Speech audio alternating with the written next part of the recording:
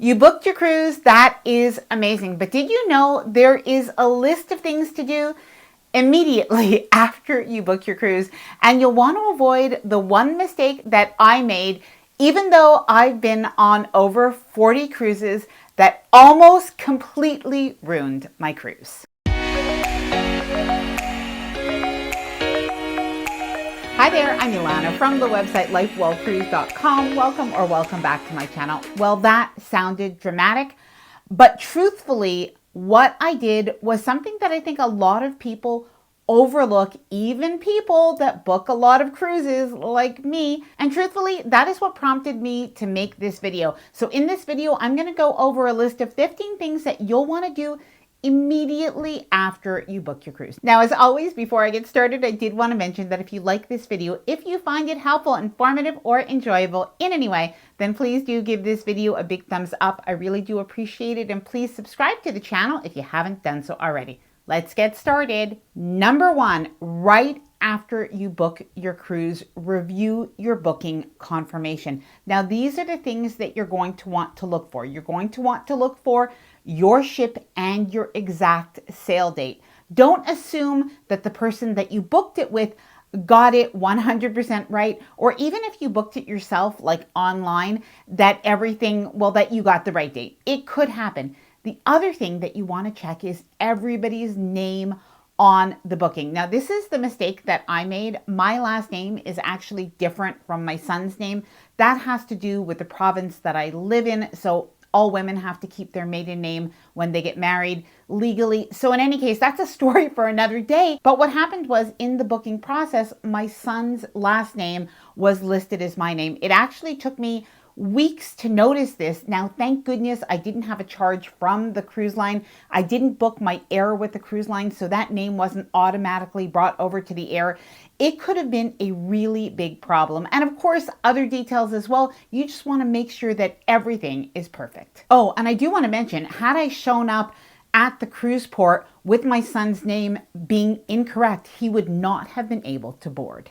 Now, a little additional tip is make sure that you do keep that confirmation. So you'll probably want to print that, maybe put that into a file, or at the very least, take that confirmation email and start a file in your email so that you are organized with that. Number two, do your online check-in as early as possible. Now, every cruise line is different, so sometimes this mixes up even the most experienced cruiser. So some cruise lines are going to allow you to do your online check-in, put in all of your information very early, like months before, and other cruise lines have you wait until 30 days or even 14 days before. Now, I'm going to share a little bit more about that later, but you do want to make sure that you have a note, maybe on your phone, on your agenda, on your cruise planner. You want to make sure that you are noting that specific day. And again, I will share why a little bit later in the video. Now, by the way, there's a couple of things that you'll want to have handy when you're doing your online check-in. One of them is your passport or your other required ID, and the other is a credit card so that you can put in your payment information for onboard charges. Number three, research any of your onboard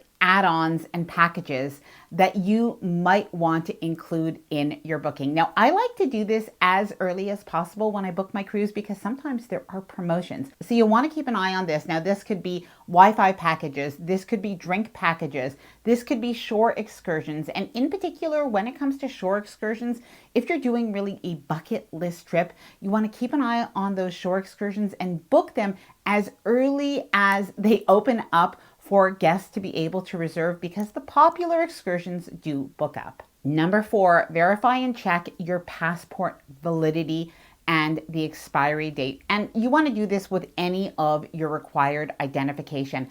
But it could happen, it's actually in the case of somebody that I know right now, but it could happen your passport could be very close to the expiry date and you don't realize it. And the reason is that passports for most of the places that we're going to travel to actually need to have an expiry date of at least 6 months after the last date of travel. So even if you think I have enough time before my passport expires, I have an extra 5 months. No, that is not enough in most cases. And you want to be able to take care of this as soon as possible. Now, I do have the ultimate cruise planner if you're trying to keep organized, but I did want to show you a few things that are included in the Lifewall Cruise Ultimate Cruise Planner. Now, just to let you know, the Lifewall Cruise Ultimate Cruise Planner is a 47-page downloadable printable cruise planner that you could use from the time that you book your cruise all the way through embarkation and disembarkation for as many cruises as you do go on. Now, what I did is I actually printed this and had it bound, but I did want to show you a few things that are included that can be super handy to keep track of everything. So for instance, this is a payment tracker. And so you can keep note of the payments you made, when they're due. As well, you do also have a cruise countdown. Now, this cruise countdown is really meant just for fun, so you can X off different things, but you can also use that to put in, your notes about when certain things need to be done. And super important, this is a pre-cruise checklist. You have it for 6 months before, you have it for closer in as well. And the idea of this is everybody is going to be different. Maybe you need to arrange for a pet sitter. Maybe you need to do different things than somebody else. So you want to have all of this here, and you can use this to make notes of exactly what you need to do at the right time. Now, beyond this, you have checklists for embarkation day, packing list, cruise outfit planning forms, cruise budget planning forms, and more. Now, if you are interested in seeing what's included in the Lifewall Cruise Ultimate Cruise Planner, I'm going to leave all of the information linked down below in the description of this video in case you do want to check it out. Number 5, research your flights and your accommodations. Now, these days, I like to look at and book my flights as early as possible. Flights, it seems like they're only going up as we get closer to our cruise, closer to our travel. So obviously keep an eye on this, but try to book your flights as soon as possible. Now, a little note for any first-time cruisers especially, never arrive the same day as your cruise. Not only is it a bad idea because you can have flight delays and other things that could happen that could delay you getting to the cruise ship on time. But a lot of people aren't aware that when you have a boarding time or a sail away time, let's say of 4 p.m., most of the time the cruise ship is going to require you to be there anywhere from an hour and a half to 2 hours before. And they're very strict on that time. If you don't arrive within that time frame, they can and do deny boarding. Now, when it comes to hotels, make sure that you do book this as well. And by the way, if you are traveling somewhere that's a little bit further, if you're traveling abroad,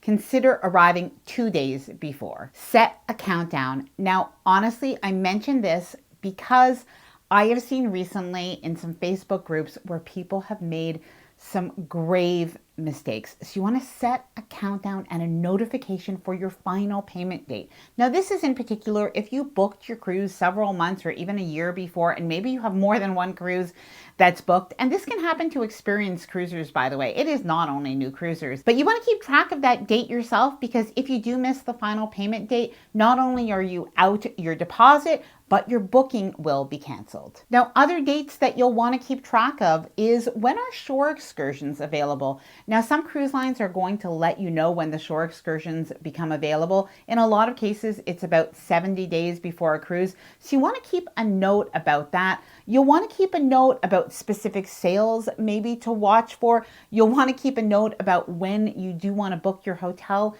if for whatever reason you're waiting on that, or if you have like a refund or a cancellation date. And even when it comes to planning around your cruise and your time away, you want to keep a note of any of those things that need to be done before you go. Number 8, research and purchase your cruise travel insurance. Now, ideally, you want to do this as soon as you book your cruise, like even within a few days. And the reason is that in some cases your coverage will change, or at least the options that you have will change the further away you get from that date. Now, I do not sell insurance and I really can't give any travel insurance advice. All of our needs are different, and even it can depend on which state or province you live in or which country you live in, on your age, etc. If I do find a resource, I am going to leave that linked down below in the description of the video. And by the way, if you've used any travel insurance companies and you can recommend them, feel free to leave that down in the comments below as well. Review and be familiar with the cruise line policies. Now, this has to do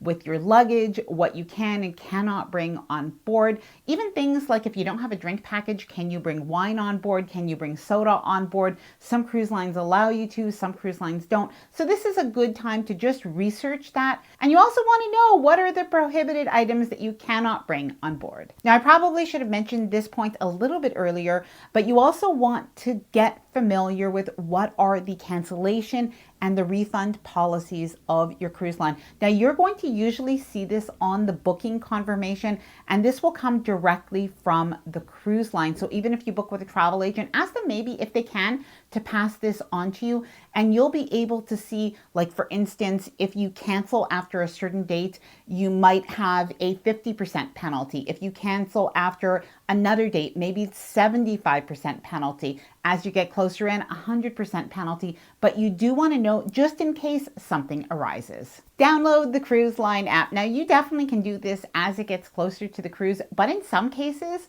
the cruise line apps are really good.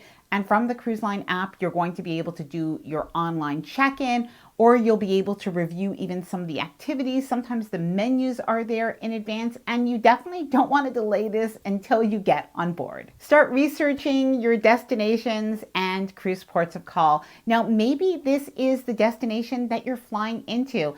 Make that part of your vacation if possible, and look at what are the restaurants that you want to eat at, what are some of these sites that you want to see, what is maybe near your hotel, how are you going to get around, but as well, what are you going to do in the different cruise ports of call. Now, you definitely can book an excursion with the cruise line, but you may want to research and book an independent third-party excursion, or you may even want to explore on your own. Set up a budget. And you know what? You might even want to save a little bit of money month by month as it gets close to your cruise. Now, a lot of people do this. Now, in particular, when it comes to maybe having a little bit of cash with you, and you don't need to, but if you want to save up money for extra tips even, you can have a little tip jar that you put, all of your dollar bills or your $5 bills or your $10 bills. Put that all into the jar, and it makes it easier when you do get on board the cruise ship. You're going to have money for tips, but even if you want to buy souvenirs in the cruise ports of call, then you already have that money, and it just doesn't feel like it eats into your budget as much. Make plans with your travel companions. Now, if you are cruising with other people, whether it's a larger group, or maybe you're going with another couple,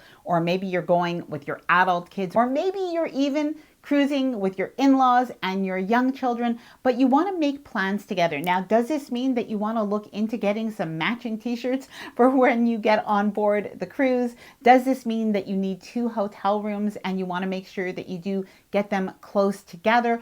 All of those different things. You might even want to set up a Facebook group or a chat that you can communicate about the cruise. Not only is it a great idea to share information, but it can keep everyone excited as well as the cruise gets closer. Now, this one doesn't get shared enough, but keep an eye on the pricing of your cruise from the time you book it all the way up until, at the very least, final payment. Between the time that you book your cruise and final payment, most of the time, if the price decreases, the cruise line is going to honor the lower price. Now, there can be some terms and conditions, and sometimes it means that you might lose certain perks that you had before. So you do want to weigh the different options and look into that, but you definitely can set up a price alert. There are some different apps and websites that can help you to do that. Now, some people say it doesn't take into account all of the different factors, so you may want to also look on your own. Please let me know if you've booked a cruise before. How often do you look for price drops? Please let me know down in the comments below. Join a cruise Facebook group or a roll call for your specific cruise. Now, it doesn't mean that you have to hang out with these people during your cruise, but it can end up being a really fun group. Sometimes people actually have gift exchanges organized or cabin crawls organized. You definitely do not have to do this, but I think that these groups are a very good place where people share and exchange information. Anything from cruise ports of call to changes in the itinerary to promotions the cruise lines have to price drops. So I think that those groups are very valuable. And by the way, if you're all going on a cruise together with other people, something that I have done before, and I've just done this with friends as well, is opening up a group Pinterest page. So that's when you invite your friend to your Pinterest page and you can pin things together. So if you're looking, for instance, for things to do in St. Thomas, you can put that into the same group Pinterest page. If you're looking for things to do on your cruise, etc., you can share that same resource. And by the way, I am on Pinterest, so if you'd like to follow me there, I'd absolutely love to connect with you there or anywhere else on socials. Now, I'm going to leave all of the information about the Lifewall Cruise Ultimate Cruise Planner linked down below in the description of this video, and I'm also going to leave a playlist of other videos that are going to help you to kind of have a bit of a checklist of what to do before your cruise. So whether it's 6 months before your cruise or even the first few hours after you board, that I hope can be helpful. Now, please let me know if this is your first cruise, and as well, what cruise line are you going on? Please let me know down in the comments below. Now, I hope that this video was helpful and that you enjoyed it. If you did, please do give it a big thumbs up. I really do appreciate it. And please subscribe to the channel if you haven't done so already. I would love to have you here within the Lifewall Cruise community. Bye for now, and happy cruising.